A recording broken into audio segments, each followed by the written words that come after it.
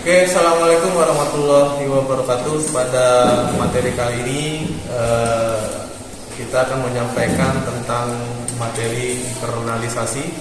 Jadi di sini ada kelompok satu, ada 4 orang yang akan menyampaikan tentang internalisasi. Jadi mungkin untuk kita mulai. Assalamualaikum warahmatullahi wabarakatuh. Kami dari kelompok 1 akan mempresentasikan hasil diskusi kami terkait materi keterkaitan antara internalisasi dengan pembentukan kepribadian individu. Jadi pengertian kepribadian akan disampaikan oleh saudari Serdina Febrianti, kepadanya saya persilahkan. Jadi penjelasan Ningrat pernah mengemukakan bahwa kepribadian merupakan susunan akal dan jiwa yang menentukan perbedaan tingkah laku atau tindakan dari tiap-tiap individu manusia itu. Mengapa internalisasi memiliki hubungan dengan pembentukan kepribadian orang? Ya karena gejala kepribadian seorang akan tumbuh secara bertahap dalam masyarakat yang diakibatkan oleh proses sosialisasi dan internalisasi nilai-nilai yang dianggap baik, termasuk nilai kultur. Internalisasi erat kaitannya dengan sosialisasi. Jadi sosialisasi itu dapat dilakukan melalui norma-norma, pola-pola tingkah laku dan nilai-nilai kultur secara langsung atau tidak langsung. Kemudian melalui bentuk-bentuk interaksi kelompok yang akan nantinya dimasukkan ke dalam mental seseorang. Jadi di dalam mental tersebut segala norma dan pola yang diinternalisasikan tidak dalam keadaan pecah, melainkan menyatu menghasilkan organisasi kehidupan.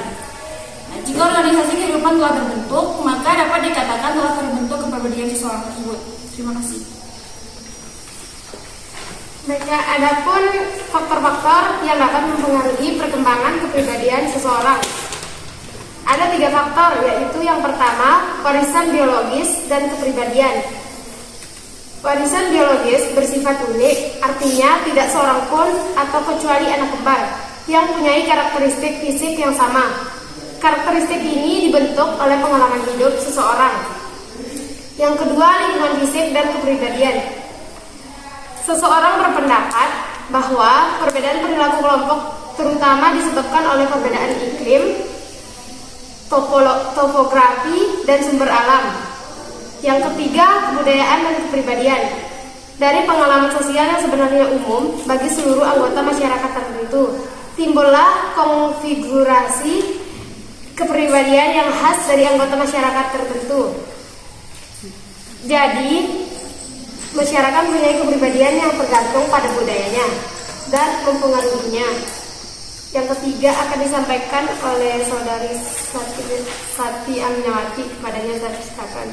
Pengalaman kelompok dan kepribadian. Yang pertama, kelompok reference atau acuan reference group, yaitu sepanjang hidup seseorang kelompok tertentu menjadi model penting sebagai gagasan atau norma-norma yang mempengaruhi perilaku seseorang. Contohnya kelompok keluarga. Yang kedua, kelompok majemuk dan sosialisasi. Masyarakat yang kompleks atau majemuk memiliki banyak kelompok dan kebudayaan khusus dan standar yang berbeda dan kadang kala bertentangan.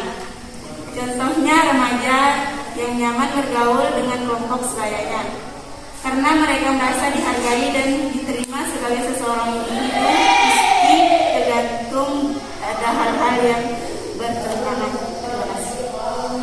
Baiklah, yang keempat akan disampaikan oleh saudara Hairullah, kepadanya saya persilahkan.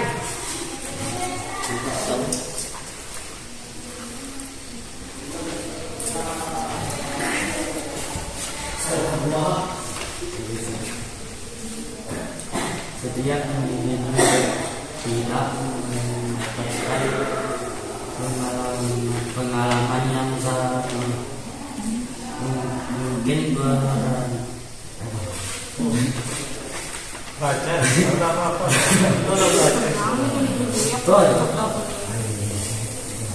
Ayo baca.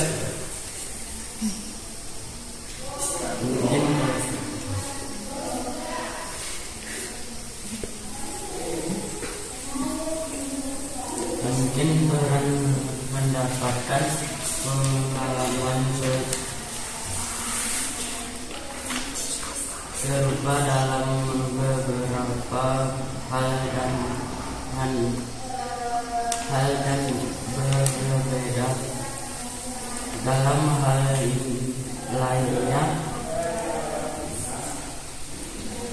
Hal ini karena setiap anak memiliki suatu unit kesatuan keluarga yang berbeda, seperti halnya setiap anak kecuali anak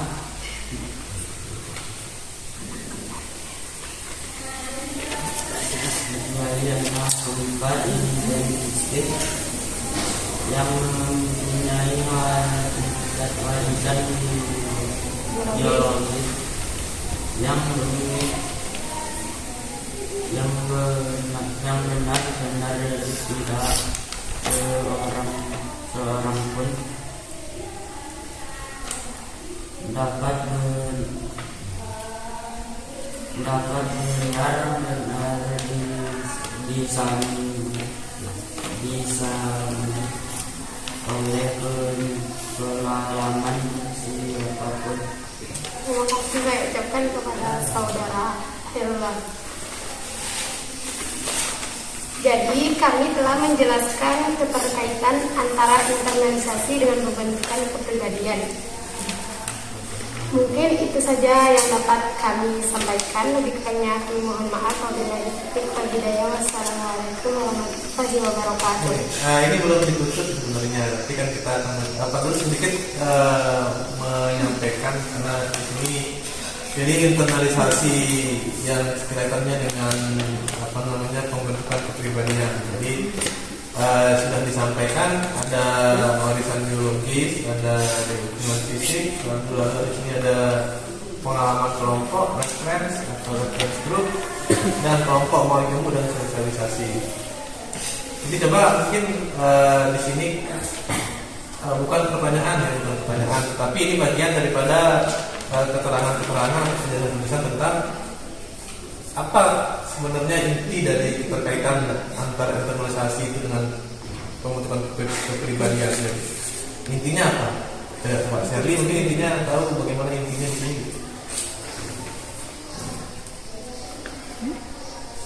Ya, jadi dari penjelasannya yang mana yang masuk intinya gitu. Artinya sehingga keterkaitan antara internalisasi dengan pembentukan kepribadian itu.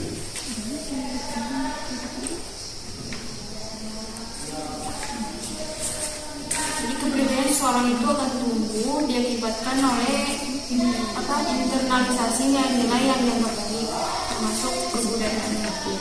Berarti termasuk budaya ya, artinya budaya itu akan mempengaruhi pembentukan kepribadian individu seorang ya. Lalu kalau misalnya warisan biologis, gimana penjelasannya kalau warisan biologis? Itu kan ada warisan biologis itu kan tentang dari orang tua. Bagaimana penjelasannya?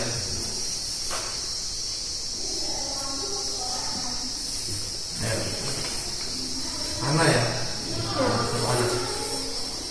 Setiap warisan biologis seorang bersifat unik.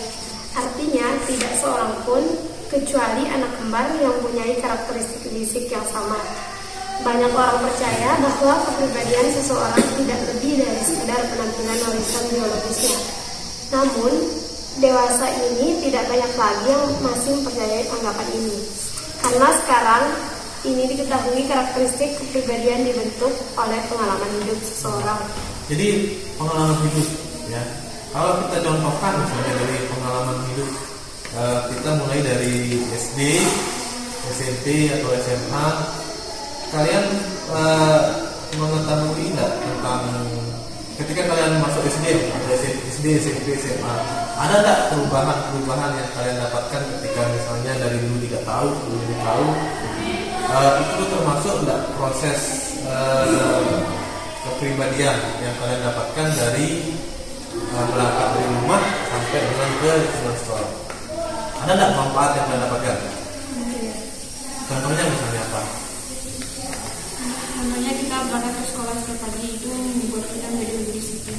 Oke, berarti kedisiplinan yang muncul akibat kalian misalnya berangkat sesuai dengan aturan yang ditentukan.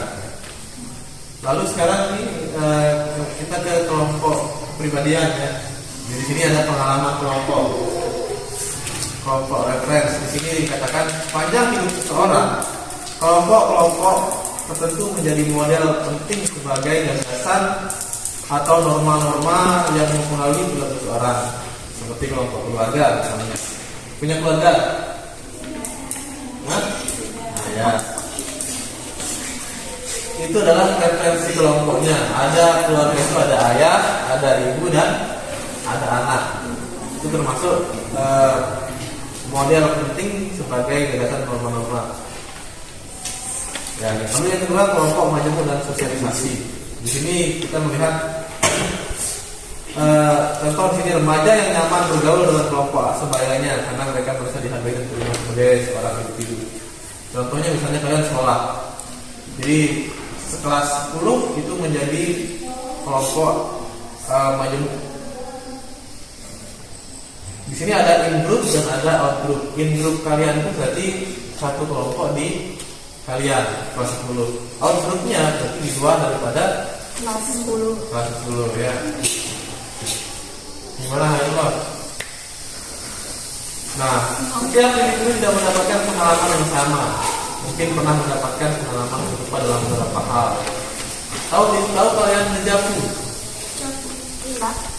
Jadi dejavu itu adalah sebuah pengalaman atau ingatan kita tentang pengalaman-pengalaman yang kita rasakan itu mungkin pernah terjadi di hidup kita, gitu. Tetapi belum.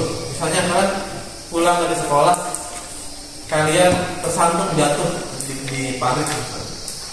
Nah, seingat proses itu, kalian pernah mengalami hal yang sama dengan kondisi seperti itu.